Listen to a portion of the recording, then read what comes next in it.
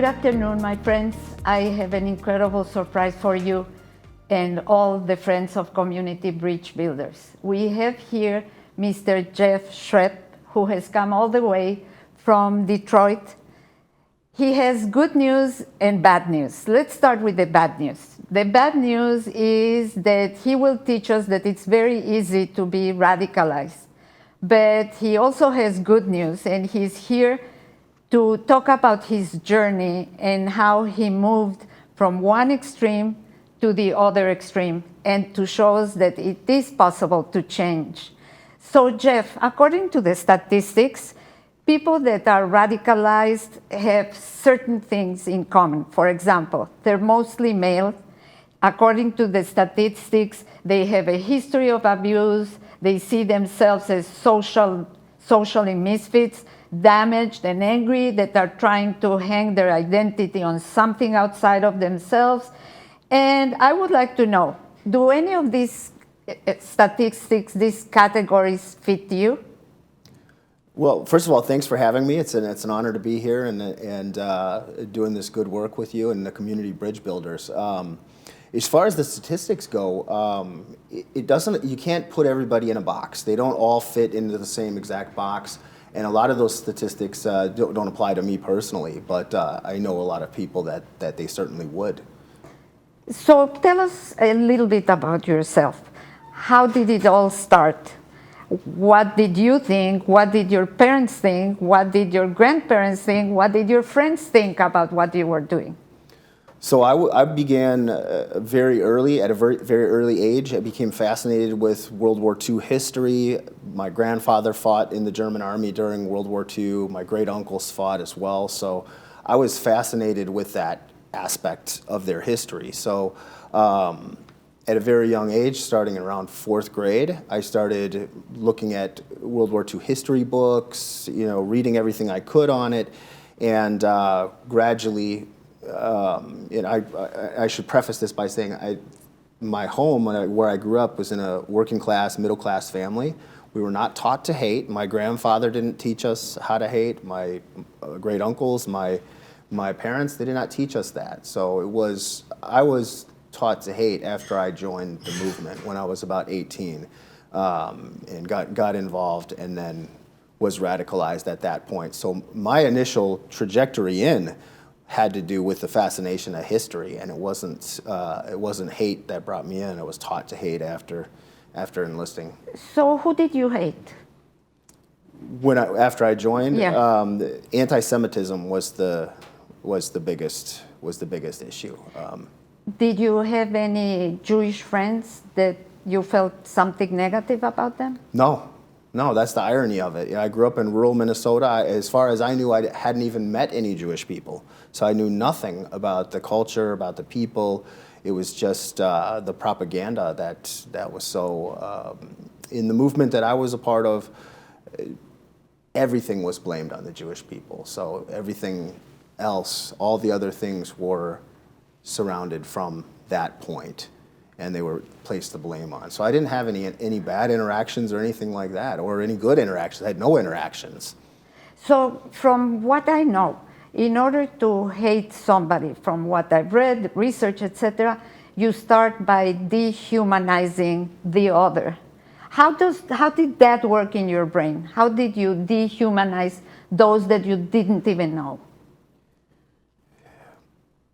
You're right about dehumanization, and when you start dehumanizing someone else, I feel you lose your humanity in that process. So when anybody's dehumanizing another human being, they're losing their humanity. It can be reattached, it can be brought back, but at that moment, the moment you're doing that to someone else, you forfeit your own humanity in the process. So I guess what that looked like for me was just that propaganda, hearing that, and when you join a radical movement, an extremist movement, you're looking for answers, you're looking for reasons. My reason for joining was I thought I was doing something good, something noble, and this is, and I know it's not, obviously, but this is a common misconception where a lot of people look at it from the outside looking in, and they'll say, boy, you must know that you joined this movement and that it's this hateful thing and you don't like everybody else, and it's so divisive. But to the radicalized individual, to the person that's joining, they think they're fighting for a noble cause. So I thought I was being a patriot, that I was being a good American, that I was fighting for my country. That's how I viewed myself, even though it was utterly wrong. That's how I viewed it, and that's how the vast majority of the people that are involved in it think. So, and a lot of that comes from, and go back to your question, a lot of it comes from fear.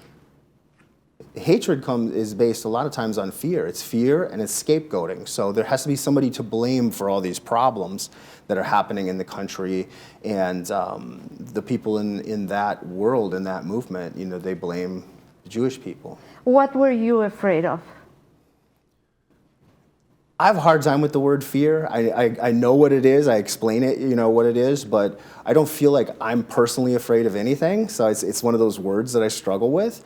But the reality of it is, and it's an honest term, but I still struggle with it because I just feel like as a man, I'm not afraid of anything type of thing. But the fear comes from not knowing, and it's lack of education in that sense. You know, we feared that, and I feared that Jews were taking over the world and they were going to enslave the white race and all these wild, crazy ideas, you know. It's hard, it's difficult to talk about because it seems so absurd now, you know, that I understand that. But to the individual that's involved in it, that's where they place the blame. So please describe one day in your life then.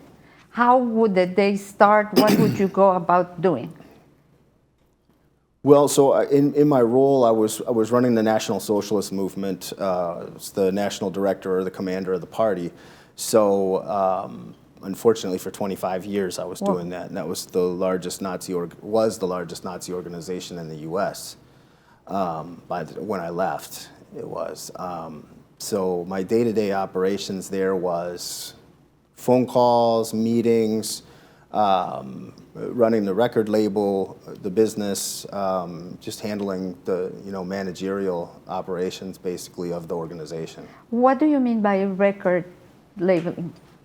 I was running a store that was selling different things that had to do with that movement, music and things of that nature.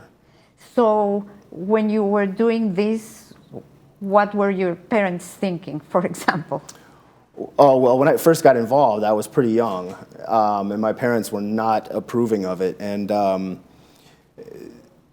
what hate and what being involved in these type of movements does to families is something that you don't hear a lot of discussion about. And I can tell you what it did to my family was, first and foremost, my mother's career was destroyed by my involvement in the movement. I was a public figure. I was known I was seen on television and different things like that. And my mother was running to be a judge in the state of Minnesota. And when she was elected to be a judge, and the way she explained it, and this was back in the 90s, the way she explained it to me was there was a formality where the governor of the state signed off on all the new judges that were elected. Well, she got a phone call from the governor, and he said, "Mrs. Scoop, your son is a leader in the Nazi Party. Your father fought in the Third Reich during World War II. We do not feel you're fit to be a judge in this state."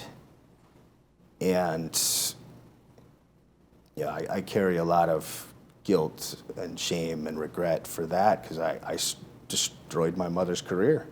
That was her dream. That's what she wanted to do with her life.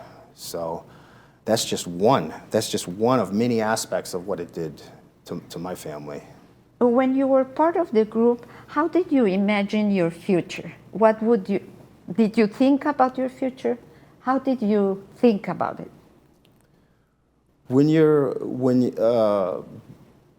Specifically, that's a broad question. So in the short term, my whole life and existence was about how do I build up this movement? How can I make it succeed? When I first joined, it was quite small. So by the time I left, like I said, it was the largest group of its kind in the country. So my sense of being, my sense of purpose was to build that organization and to keep fighting for it. So not just me, but other individuals too. A lot of times you put that ahead of everything. There's people that lost relationships over it. It would break up families sometimes. You become ostracized and you become trapped behind barriers, basically, or in this echo chamber or a bubble. And it's a bubble that you've chosen for yourself, but now you're completely isolated from the outside world. So the way I explain it now is it's a lot like a cult. Mm-hmm. When I was involved, different girls that I was dating, one after another, they were from the ones that I was dating from outside the movement, they would say, Jeff, this is a cult that you're involved in. This is like a cult. You're like a cult leader and things like that. And I thought, man, what is wrong with, why am I making all these bad choices? But there was nothing wrong with them. It was me. I couldn't see it though. I just thought I was making bad choices, but everybody on the outside could see it. But when you're in that echo chamber, you're in that bubble, you think you're doing the right thing. So I put that ahead of everything, and I seen it destroy other families as well. I was more fortunate in the sense where my family didn't completely turn their backs on me. A lot of the people I know were completely ostracized. So now you're alone, you're isolated. You're not alone, but you have this new family that's around you. And a lot of the groups will call themselves families, or these are my brothers and sisters, it's my family. Do they, in your time, did they accept children into the family?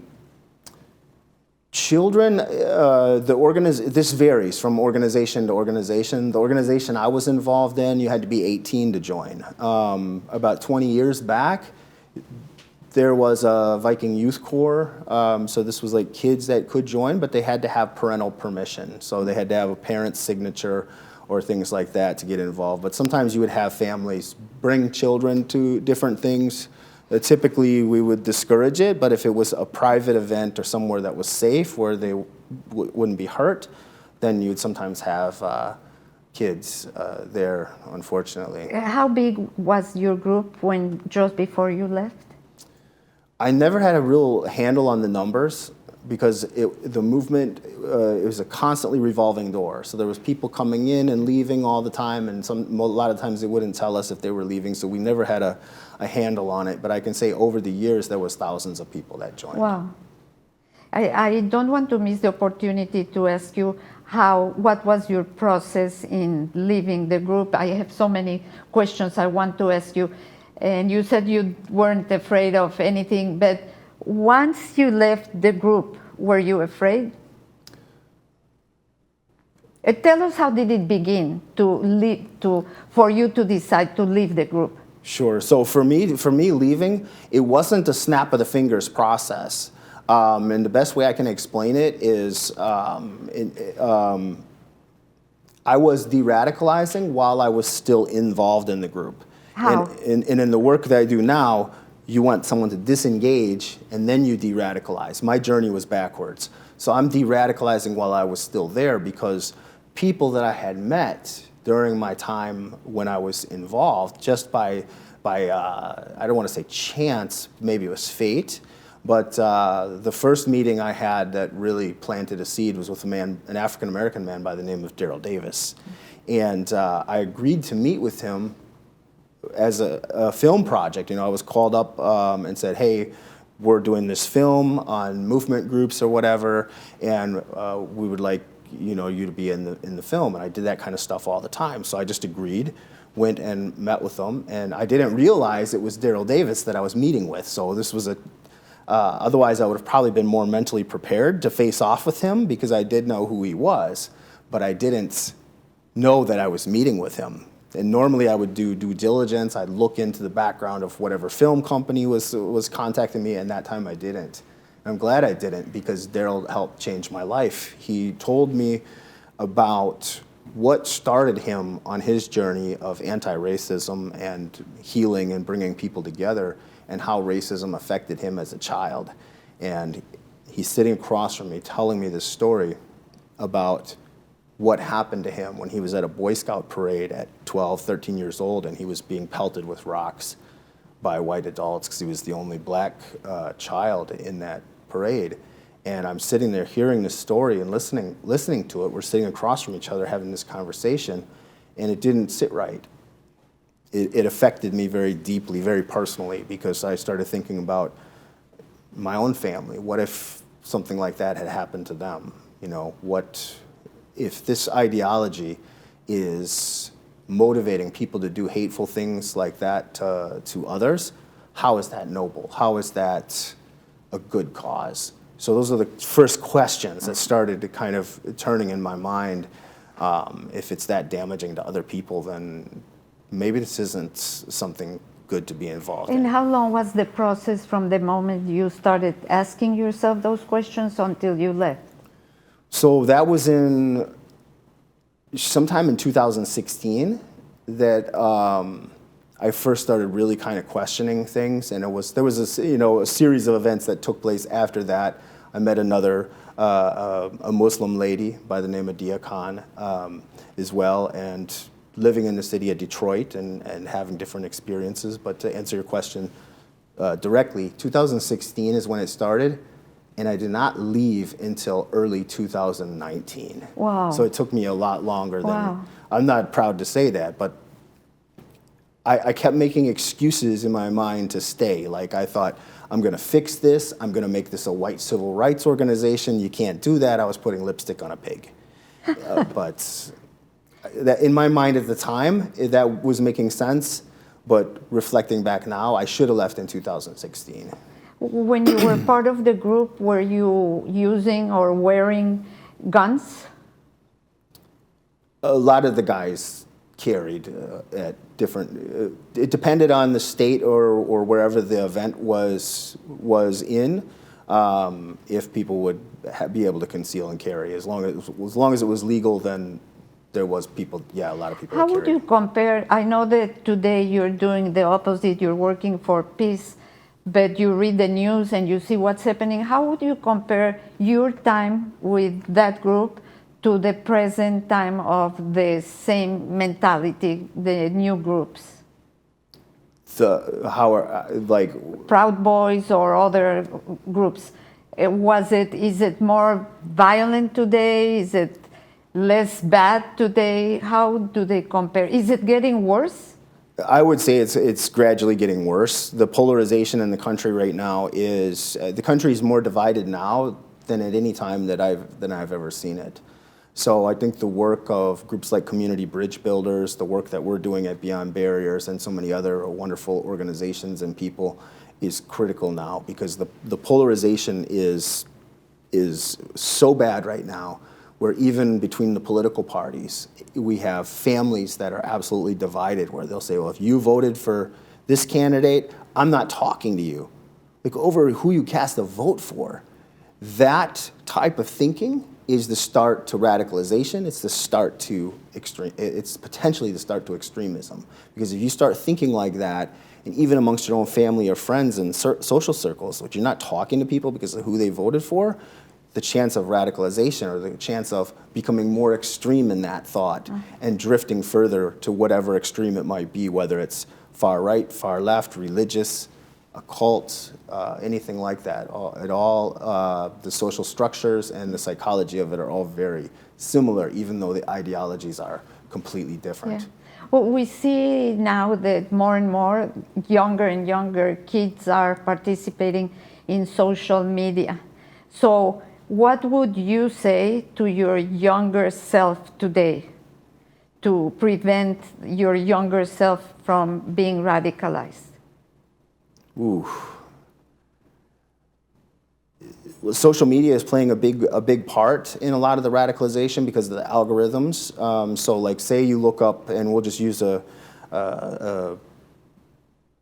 random example. Like, say you're looking up Bigfoot, and you want to find out something about Bigfoot. Now all of a sudden, all your algorithms are going to come up with other conspiracy theories or other similar type of things, maybe aliens or other things like that. It works the same with extremism. You're looking up something far right or far left, now all of a sudden the algorithms are going to be giving you that sort of stuff to look at again. So I see it as more of a societal issue that we can tackle. As far as going back and what I could have said to myself at an early age, I don't know if there's much, and I'm just being completely honest, I don't know if there's much that I could have said other than if I would have been able to look into the future and see the humanity in the people that I once demonized and dehumanized. I think that would have probably stopped it, because it was more of that interpersonal connection and feeling and seeing how and understanding how hate affected those individuals. You said that when you were in this group, you didn't even know any Jewish people. Tell us what happened the first time you met some Jews.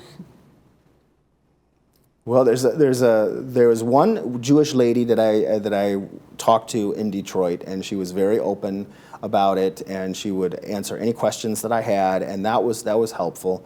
But it wasn't until I met the Simon Wiesenthal Center that it was really.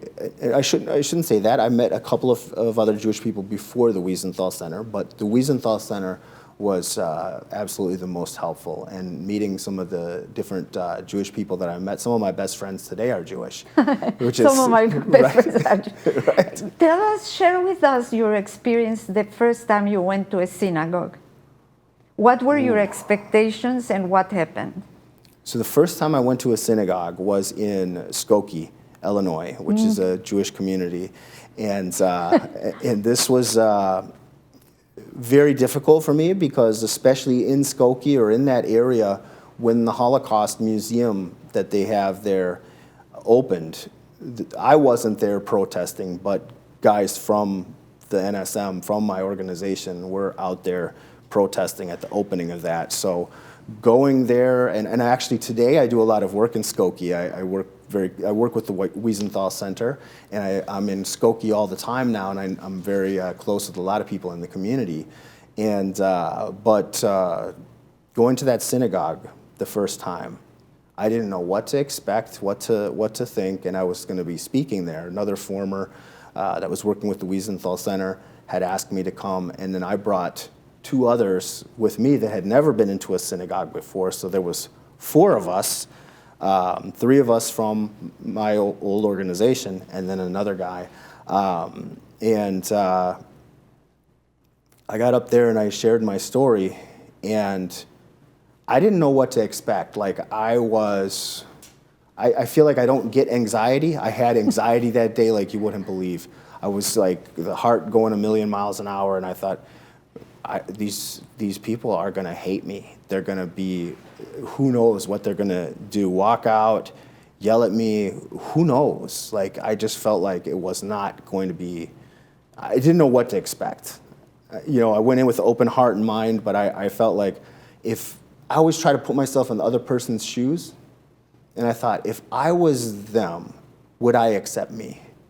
And I don't know at that point, like, how would they feel? That's what was going through my mind. And then so when I started telling my story, especially the family history and all that, I thought, these people are really not going to like this, or this is going to be really difficult.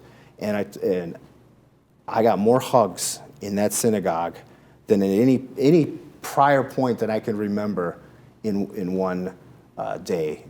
It was an outpouring of love and compassion. It was the opposite of everything that I thought I knew when I was involved in that. And the rabbi was talking about how courageous we were for the work that we were doing, and it was just, it was overwhelming. And the other former, the one that he had been speaking out for a while, he asked me afterwards, he goes, "Jeff, how do you feel?" He was tugged my shirt, "How do you feel?" And I said, "I'm good. I'm all right." And he goes, "But don't you feel worse now?" And I said, "What do you mean by worse?" And he goes, No, it was good, right?" And I was like, "Yeah, but what do you mean by worse?" And he goes, "Worse about who you used to be." And I said, "Oh yes, that was it. That was it. That was what was bothering me. I felt worse about who I was and the mistakes that I made, and all that." And so that was something that he had processed before. That's why he asked me that question. So what motivates you today? The motivation today is to repair some of the damage done by by my past actions, and to build peace in the world, to build bridges, community bridges, to fix things, to bring people back together, and to show others that we have more commonalities, we have more in common than we have differences. We may disagree on different things, but our humanity is the tie that binds. And one real quick, what I could say about that is a person had, this was somebody else's quote, not mine, but they had said, Jeff, when you look out at a field of flowers, and if it's just a field of sunflowers, isn't that nice? I said, yes. I said, but a field of wildflowers, isn't that more appealing? And I said, yes. And they said, that's America. So many different flowers. If we were all exactly the same, and we all thought the same, like we were automatons, basically, how boring would that be? Yeah. So that's us. That's humanity. So last question. What would you choose to be your obituary? What's that? What would you like for your obituary to read when you leave us, when you leave this earth? That is a question no one has ever asked me. Good. Right. Peace builder or humanitarian or something like that. I would just, I don't always want to be known for who I was, but rather who I am and working towards today. Wow, that's great. It's an honor to have you here. I thank you so much for accepting our invitation, and I hope that you really show what change can do and that change is possible. Thank you so much. Thank you so much.